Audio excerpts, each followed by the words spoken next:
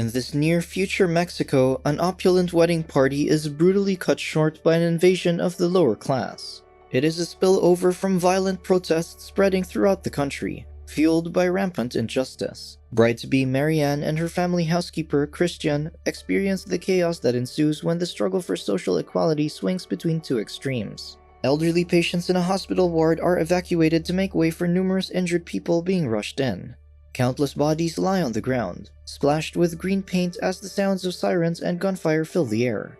A pretty lady and a guy are dancing and kissing at a party when another man jovially interrupts them, but they soon join a group of friends for a toast. The party is for a wedding, and the couple to be wed are busy welcoming guests and accepting gifts from them. The bride dressed in red talks to her mother and father, wondering why the officiating judge hasn't arrived yet, but she is reassured. The mother takes the bride's cash gifts to a safe, goes to the bathroom to turn on the faucet, and is startled by the water running green. She calls her husband to check the faucet, but the water has returned to normal. In the kitchen, the helpers make fun of each other as the bride's mother asks her housekeeper, Marta, to look for whoever brought green paint.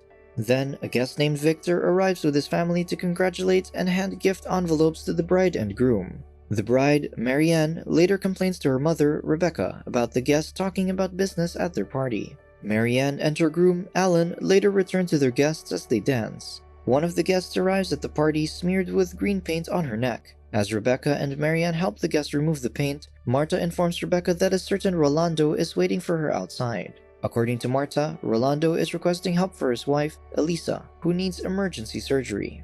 At the house's entrance, Rolando asks for Rebecca's help to fund Elisa's heart surgery. Unfortunately, Rolando had to move his wife to a private clinic because the public hospital was raided by protesters, and he needs to pay 200,000 pesos up front. Rolando further appeals to a reluctant Rebecca, citing his and his wife's lengthy service in the household. Rebecca grudgingly gives in and asks Rolando to wait there. Meanwhile, Victor prepares to leave the party discreetly with his family. Rebecca hands Rolando cash that she raised from her husband, Evan, and son, Daniel, and dismisses the old man as she's busy. Desperate because the money is not enough, Rolando remains there and catches the attention of Marianne, who rushes to greet him. She hears of Rolando's ordeal, then goes to Daniel for help. Daniel talks to Rolando but is dismissive as well, giving him a few thousand pesos and threatening to throw the old man out. Marianne sees this and asks Rolando to wait for her. Marianne tries to open the safe containing the cash gifts, but realizes the passcode has been changed. Her father tells her that Rebecca changed it, so she goes to Alan, who's drinking with Daniel and a group of friends, to help her get the new passcode from her mother. At the same time, Marianne berates Daniel. Alan agrees to help Marianne, but she loses patience after he suggests they ask for her father's permission first. Marianne retrieves some cash from her bag and goes to meet Rolando, but finds out the old man left 20 minutes ago. Marianne finds Christian, Marta's son and also one of the helpers, asking him to accompany her to where Elisa is and learning she's at home. The two leave the house just as the judge arrives. Rebecca and her family greet the judge while Marta is tasked to find Marianne. Marta combs the house searching for the bride, eventually finding out from the doorman Felipe that Marianne left with Christian. On their way to Rolando's place, Christian answers Marta's call, but Marianne talks to her to explain. As they get rerouted by a police blockade, they listen to the news of escalating protests blaring from the radio. Back at the party, Ivan notices and scolds a group of raggedly dressed people climbing over their walls. As Ivan calls for security, they are startled by more people smeared with paint flanking them, one of whom is pointing a gun at the guests. The man with the gun shoots Ivan, and Felipe shoots another guest in the foot, ordering the other guests to go inside. The armed intruders force the guests inside the house while Felipe grabs Rebecca to take her somewhere else. Daniel and the others are herded to a room where Felipe forces Rebecca to open the safe as the other housekeeper takes their valuables. Soon after, a gunshot rings from Rebecca's room and Felipe leaves with the housekeeper. More armed raiders have invaded the house, assaulting the guests and vandalizing the premises. Marta calls Christian while hiding in a closet with Daniel's wife, telling him not to return to the house. The raiders discover the two, and as one of them grabs Daniel's wife, the other hits Marta. Meanwhile, Christian loses contact with his mother as green paint obscures their windshield. Marianne drives them out of a crowd of protesters, but Christian offers to take the wheel. Back at the house, Alan asks Felipe where Marianne is, but the doorman points his gun at Alan's mother, Pilar, instead. In another room, one of the gunmen forces a guest to wire money by shooting the guest's wife. All around the house, the intruders continue to loot, vandalize, and take the rich guests' valuables while Rebecca and Daniel's wife die from their gunshot wounds. Concurrently, Christian drives through the streets beset by lawlessness while Marianne hides in the back seat. They stop in front of a gate where Christian calls for his uncle and Rolando shows up to let them inside. They accompany Marianne to Elisa's bedside while Christian tells the old man that Marianne wants to take Elisa to the hospital. Marianne reassures Elisa that everything will be fine. As the fiery unrest continues to burn outside, Christian takes Marianne to his place upstairs. She hears reports of riots and attacks on local residents on the radio, and takes a glass of water from Christian. Later that night, at Marianne's residence, Marta walks through the pillaged remains of the house and runs for cover amid the chaos in the streets. The next morning, Daniel accompanies his father on one of the ambulances outside the house as Alan and Pilar see them off. Back at Rolando's compound, a tearful Marianne tells Christian she wants to go home as reports of mass casualties and military-imposed curfew blare on the radio. Christian checks the streets for safety but is apprehended by a group of soldiers. He leads them to Marianne in the car, saying she needs help, but the armed group assumes the task of escorting Marianne and tells Christian to stay home. In the back of a truck, Marianne tries calling home in vain with her phone, but one of the soldiers informs her that the phone lines are dead.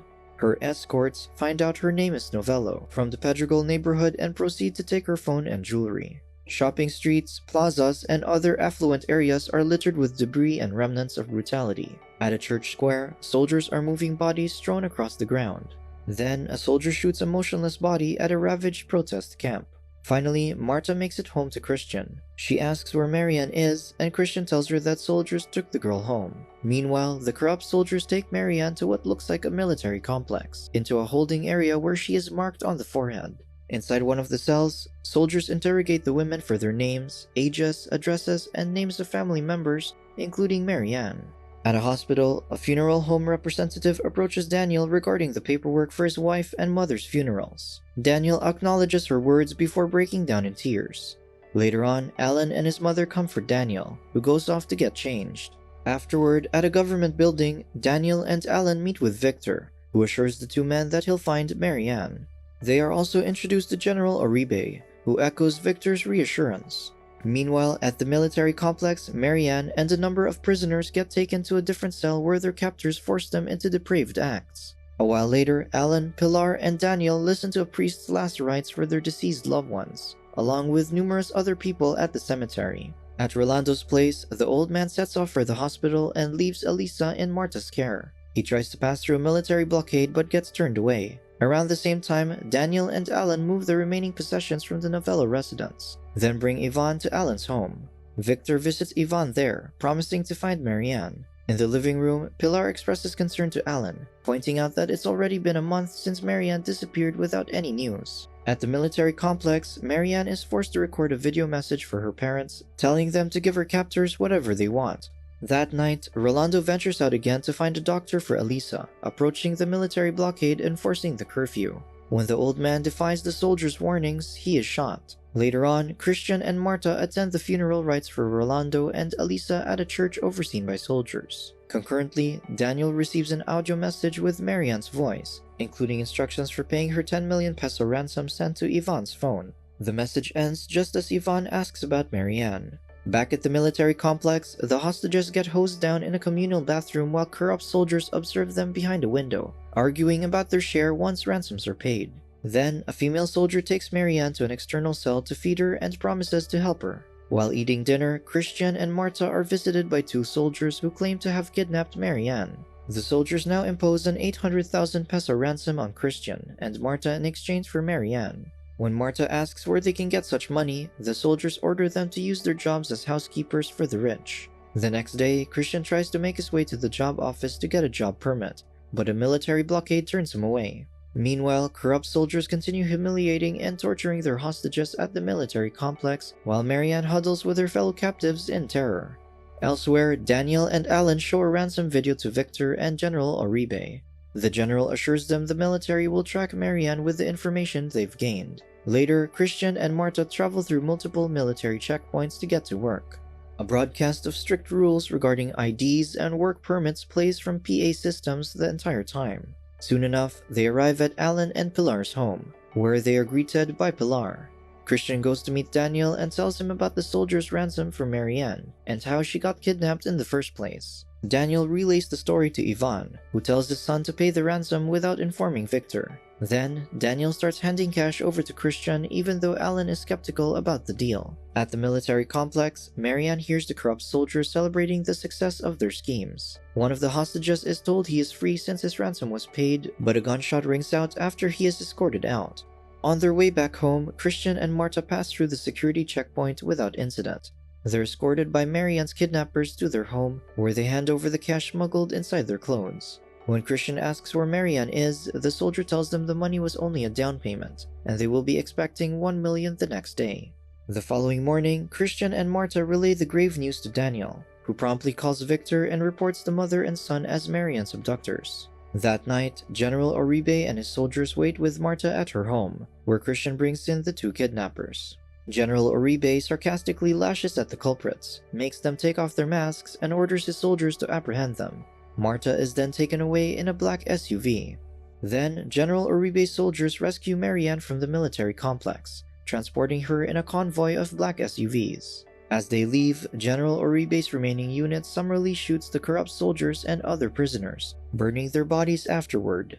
Soon after, Marianne is taken to Marta's house where she is shot by a soldier in Christian's presence. The soldier puts the gun in Christian's hand and then shoots him as well, making Christian look like Marianne's killer. The next day, Daniel is brought to Marta's house where Victor and General Oribe sympathize with his loss. Sometime later, General Oribe, Victor, Ivan, and Daniel watch the hanging of a group of criminals, including a crying Marta. A black bag and noose are placed over Marta's head, followed by the drop a moment after. Subscribe to watch more videos like this. Turn on notifications. And leave a like, it really helps the channel out. Thank you for watching.